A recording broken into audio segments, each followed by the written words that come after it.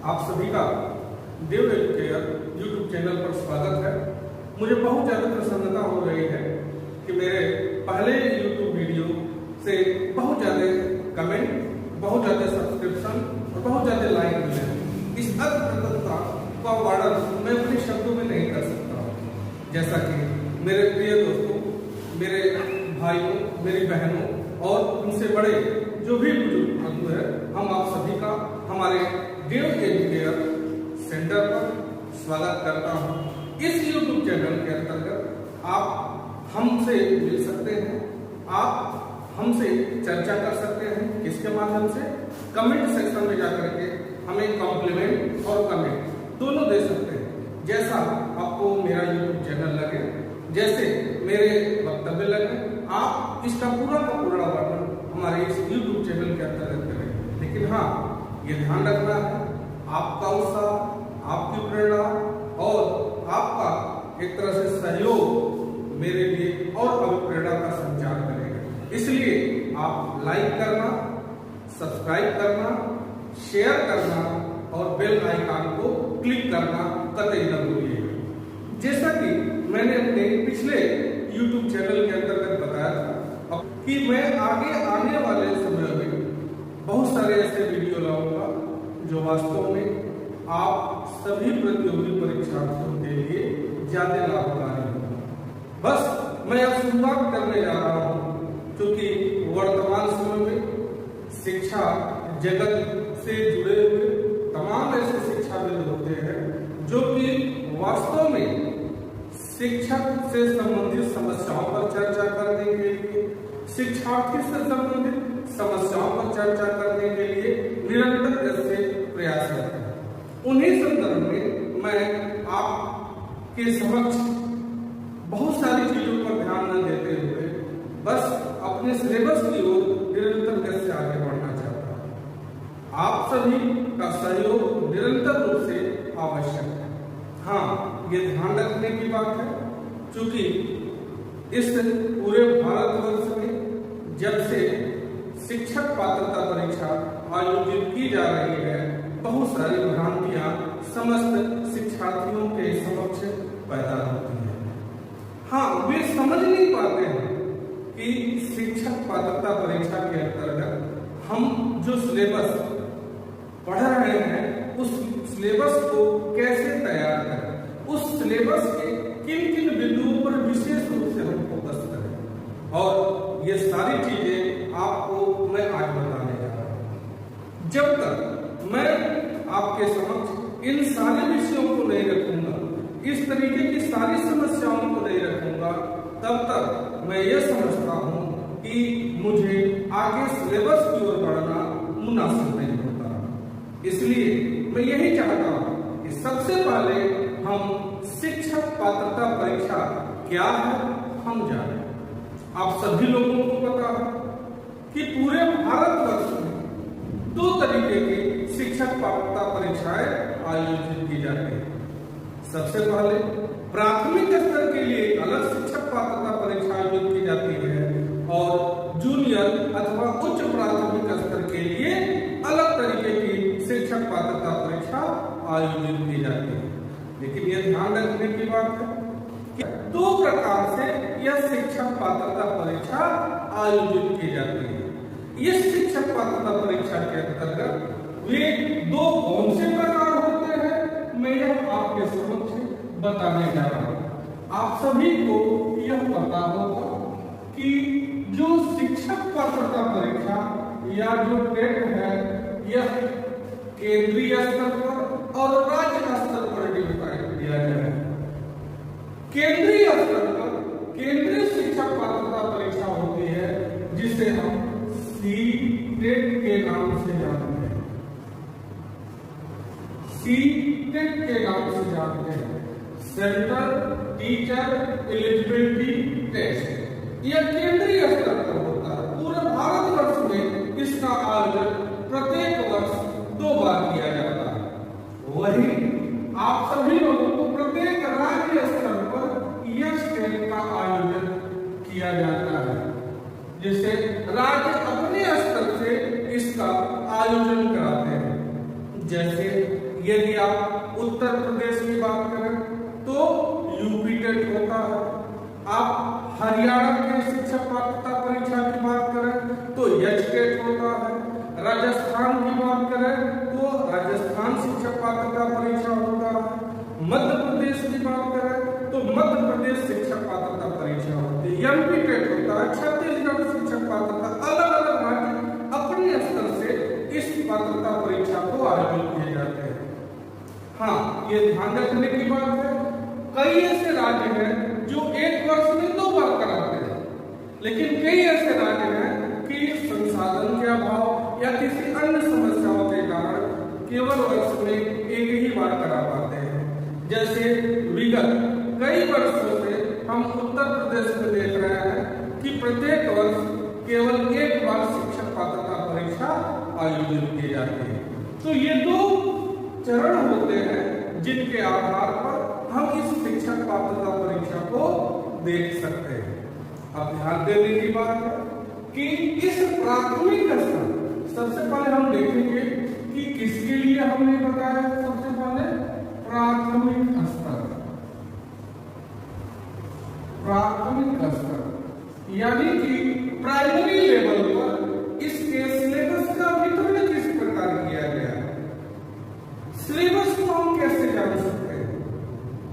तो हम सभी जानते हैं, कोई ऐसा जो भी अगर शिक्षक पात्रता परीक्षा की तैयारी कर रहा है, सभी लोगों को पता है कि जो प्राथमिक स्तर का सीटेट हो या स्टेट टेट हो, इन दोनों के अंतर्गत कुल 5 विषयों को रखा गया है। सबको पता है कि 5 विषयों को रखा गया है। वे 5 विषय कौन कौन है? सबसे पहला विषय आता है बाल विकास। सबसे पहला विषय बाल विकास आता है। दूसरा विषय आपका गणित आता है। तीसरा विषय आपका पर्यावरण अध्ययन आता है। पर्यावरण अध्ययन आता है। चौथा विषय आपका भाषा आता है।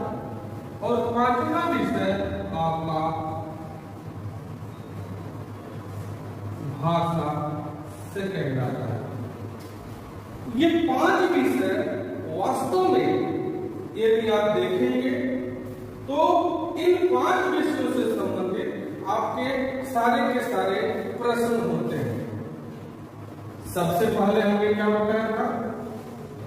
बाल विकास, चाइल्ड डेवलपमेंट से रिलेटेड क्वेश्चन होते हैं। दूसरा हमने आपको बताया था मैथ से रिलेटेड क्वेश्चन होते हैं। तीसरा हमने आपको बताया पर्यावरण अध्ययन से रिलेटेड क्वेश्चन होते हैं। इन्वायरमेंटल स्टडी से रिलेटेड क्वेश्चन होते हैं। चौथा सब्जेक्ट हमने आपने सबको बताया भाषा फर्स्ट, और 5वां हमने आपको बताया भाषा सेकेंड। ये सारी चीजें आप यदि शिक्षक पात्रता परीक्षा की तैयारी कर रहे हैं तो सभी विषयों की जानकारी आपको होगी। अब थोड़ा सा हम यहाँ पर आपका कंफ्यूजन दूर करना चाहते हैं। कंफ्यूजन क्या होती है? भाषा फर्स्ट, भाषा सेकेंड। यदि हम सीटेट की बात करें, केंद्रीय शिक्षक पात्रता परीक्षा की बात करें, तो ध्यान रखिए सीटेट के अंतर्गत भाषा फर्स्ट और भाषा सेकेंड पूरे भारत में जो भी संविधान की 8वीं अनुसूची में विषय रखे गए हैं, वे सारे विषय इन दोनों के अंतर्गत होते हैं। बस आपकी चॉइस पर डिपेंड करता है कि आप उन सभी विषयों में से भाषा फर्स्ट में कौन सा विषय चयन करते हैं और भाषा सेकेंड के अंतर्गत कौन सा विषय चयन करते हैं। ध्यान रखिएगा, यदि मैं भूल नहीं रहा हूं तो आपको पता होगा कि सीटेट के अंतर्गत भाषा फर्स्ट में पहले नंबर पर इंग्लिश आता है और दूसरे नंबर पर हिंदी आता है। भाषा सेकेंड में भी तो आपके ऊपर डिपेंड करता है कि भाषा फर्स्ट में पहले नंबर पर इंग्लिश लेना चाहते हैं कि हिंदी लेना चाहते हैं। उसी तरीके से भाषा सेकेंड में भी पहले नंबर पर इंग्लिश लेना चाहते हैं कि हिंदी लेना चाहते हैं, ये आपके ऊपर डिपेंड करता है। इसके अलावा अन्य सारे विषय भी रहते हैं सीटेट के अंदर, चाहे तेलुगु हुआ, चाहे तमिल हुआ, चाहे मलयालम हुआ, कोई भी विषय, चाहे उर्दू हुआ, सारे विषय रहते हैं। आपकी चॉइस के ऊपर डिपेंड करता है कि आप भाषा फर्स्ट में कौन सा विषय और भाषा सेकेंड में कौन सा विषय ले सकते हैं। आप जैसा, जहां तक हिंदी भाषी क्षेत्रों की बात है तो हिंदी भाषी क्षेत्रों में हम 99% देखते हैं कि भाषा फर्स्ट के अंतर्गत लोग हिंदी लेते हैं, भाषा फर्स्ट के अंतर्गत तो अंग्रेजी या संस्कृत लेते हैं। तो ये आपके ऊपर डिपेंड करता है कि आप भाषा फर्स्ट में कौन सा सब्जेक्ट लेते हैं। वही ये स्टेट की बात यदि हम करते हैं, खास करके यूपी टेट की अगर हम बात करें तो यूपी टेट में भाषा फर्स्ट के अंतर्गत हिंदी विषय अनिवार्य रूप से होता है। वही भाषा सेकेंड के अंतर्गत तीन विषय रखे गए हैं, जिसमें अंग्रेजी, संस्कृत और उर्दू रखे गए हैं। इन तीनों में से कोई एक विषय आप भाषा सेकेंड के अंतर्गत ले सकते हैं। ये तो हो गया विभिन्न चयन से रिलेटेड। अब सबसे महत्वपूर्ण बात मैं आपके समक्ष बताने जा रहा हूं। कोई ऐसा विद्यार्थी नहीं होगा कि जिसको यह न पता हो कि इन समस्त विषयों से रिलेटेड कितने क्वेश्चन पूछे जाते हैं। आप सभी को पता है इन पांचों विषय से रिलेटेड कुल मिलाकर के 150 क्वेश्चन होते हैं। जैसे 30 क्वेश्चन आपके बाल विकास से होते हैं, 30 क्वेश्चन आपके गणित से होते हैं, 30 क्वेश्चन पर्यावरण अध्ययन से, 30 क्वेश्चन भाषा से और 30 क्वेश्चन आपके भाषा सेकेंड से होते हैं। ये इसका वितरण होता है। मैं इन सभी विषयों के आधार पर सीटेट में और स्टेट टेट के अंतर्गत क्या अंतर होता है मैं बताने का प्रयास कर रहा हूं। यदि आप ध्यान देंगे तो सीटेट के अंतर्गत उस 30 क्वेश्चन को, जो 30 क्वेश्चन होते हैं, मैं उसका डिस्क्राइब करना चाहता हूं। जैसे इसको मैं 15+15 करना चाहता हूं। बाल विकास के अंतर्गत,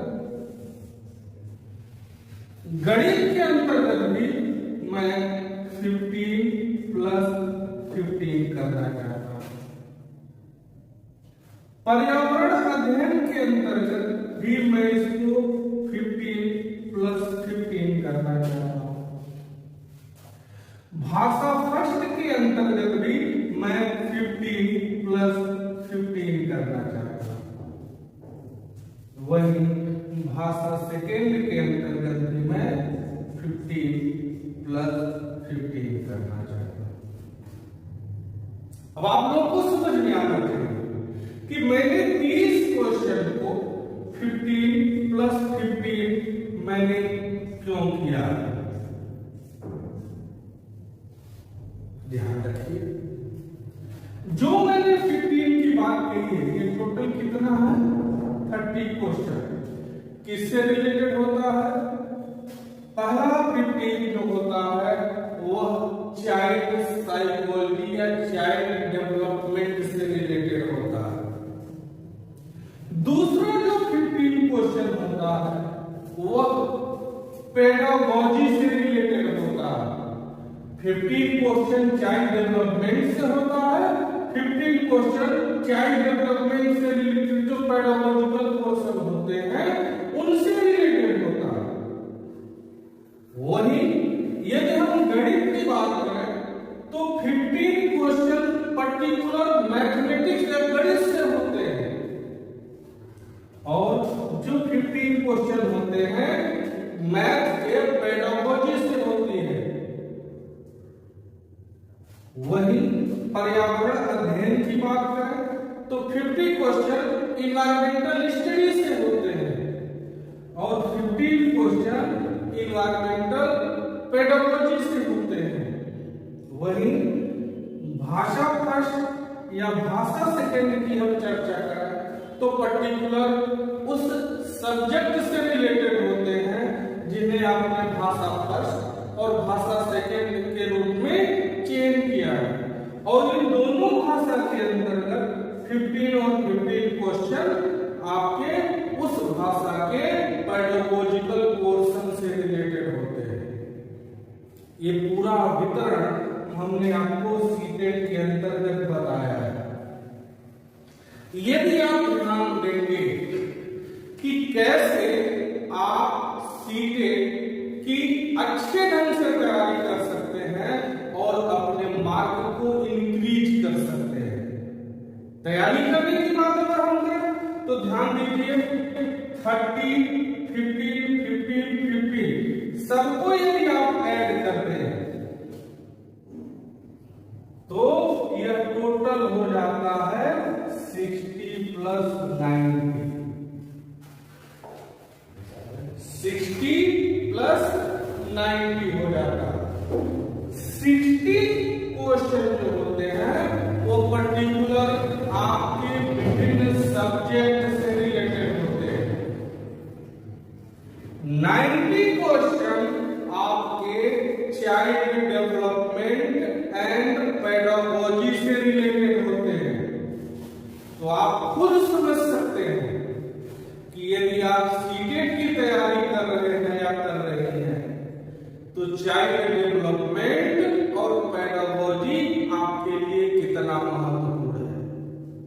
यानी यदि आपके ऊपर इसकी पकड़ बहुत ज्यादा है तो सीटेट में आप अपने मार्क को बहुत ज्यादा इंक्रीज कर सकते हैं। 130, 140 तक आप पहुंच सकते हैं यदि आपके सब्जेक्ट वाले नॉलेज सही तरीके से है। तो ये इसका डिस्ट्रीब्यूशन होता है। सीटेट की हम तैयारी कैसे करें, सीटेट में अपने मार्क को हम किस प्रकार इंक्रीज कर सकते हैं, जिसका डिस्ट्रीब्यूशन हमने आपके समक्ष बताया है।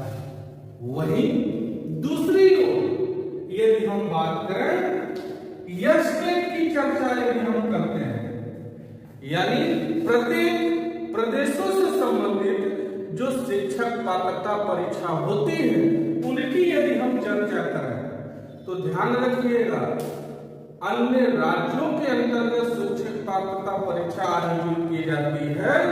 उन समस्त राज्यों के अंतर्गत नॉलेजेबल क्वेश्चन पूछे जाते हैं, ज्ञानात्मक प्रश्न ज्यादा से ज्यादा होते हैं, जबकि इस सीटेट के अंतर्गत आपके ज्ञान और बोध यानी आपके कॉन्सेप्चुअल क्वेश्चन ज्यादा से ज्यादा पूछे जाते हैं। जब तक आपको ज्ञान उस पर्टिकुलर विषय का तथा उस पर्टिकुलर विषय का बोध तथा पेडागोजिकल कॉन्सेप्ट क्लियर नहीं रहेगा तब तक आप सीटेट से रिलेटेड क्वेश्चन को सही तरीके से सॉल्व नहीं कर पाएंगे। वही यदि आपने किन्हीं चीजों को रट लिया है, जान लिया है तो बड़े आराम से केवल उस विषय से संबंधित चीजों को यदि आपने जाना है तो प्रत्येक स्टेट के जो शिक्षक पात्रता परीक्षाएं होती हैं उनको बीट कर सकते हैं। कारण क्या होता है, विगत अगर हम यूपी टेट की बात करें तो शुरुआती कुछ वर्षों के अंतर्गत जो परीक्षा का ट्रेंड रहा है, जो परीक्षा का ट्रेंड रहा है उसको मैं जानने का जल्द बताने का प्रयास कर रहा हूं। क्या ट्रेंड रहा है? वर्तमान समय में ट्रेंड कैसे बदल चुका है, इन चीजों को भी मैं जाने। सिलेबस लगभग अगर आप देखेंगे तो सीटेट का और यूपी टेट का लगभग सिलेबस सेम होगा, पेडागोजिकल पोर्शन में दिए होंगे, लेकिन यूपी टेट के अंतर्गत उतने ज्यादा पेडागोजिकल पोर्शन के क्वेश्चन नहीं पूछे जाते हैं।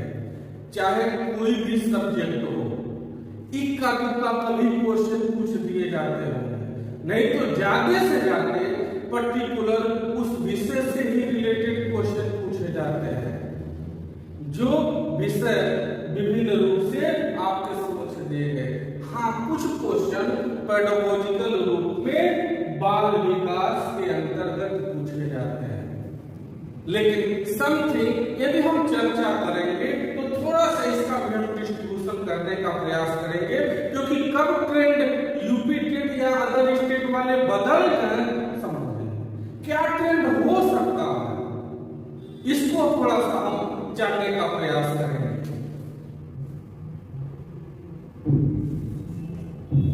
बाल विकास की चर्चा आज हम करें तो लगभग 30 से 30 क्वेश्चन आपके बाल विकास और पेडागोजी मिलाकर के रहते हैं। इसमें भी आप मान करके चलिए लगभग 25 क्वेश्चन तो चाइल्ड डेवलपमेंट या चाइल्ड साइकोलॉजी के ही होते हैं, 5 क्वेश्चन जो होते हैं वह पेडागोजी के होते हैं। वही यदि हम गणित की बात करें, मैथ की बात करें, तो थोड़ा सा हम चेंजिंग देखेंगे इस सीटेट और एस्टेट या यूपी टेट की चर्चा हम करेंगे। यह क्या होता है 25 + 5। पर्यावरण अध्ययन में भी वही चीजें आपको देखने को मिलेंगी, भाषा फर्स्ट में भी वही चीजें आपको देखने को मिलेंगी 25 + 5।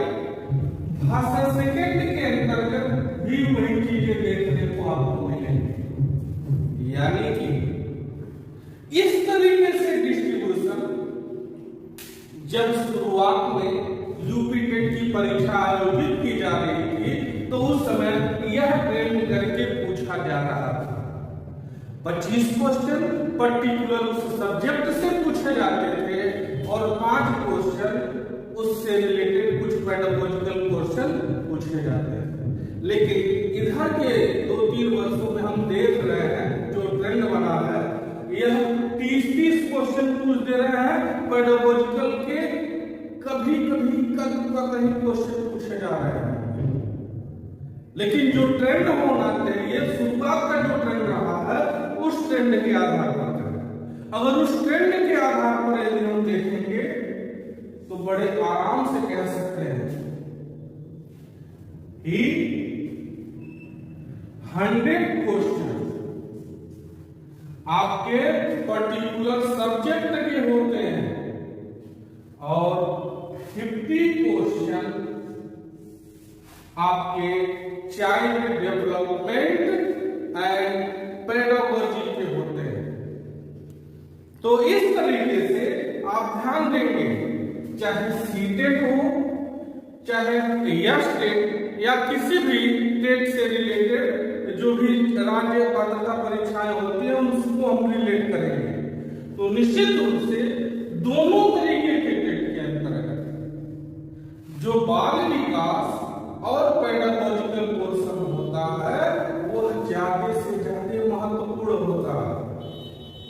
इसलिए मैं आपसे पुनः यही कहना चाहता हूं, चाइल्ड डेवलपमेंट और पेडागोजी आपके शिक्षक पात्रता परीक्षा एवं शिक्षक भर्ती परीक्षा, चाहे वह केवीएस हो, चाहे वह एलबीएस हो, चाहे दिल्ली अधीनस्थ सेवा चयन बोर्ड हो, चाहे राजस्थान एमपी किसी भी स्टेट की शिक्षक भर्ती पात्रता परीक्षा हो, सब में ज्यादा ही महत्वपूर्ण भूमिका निभाता है।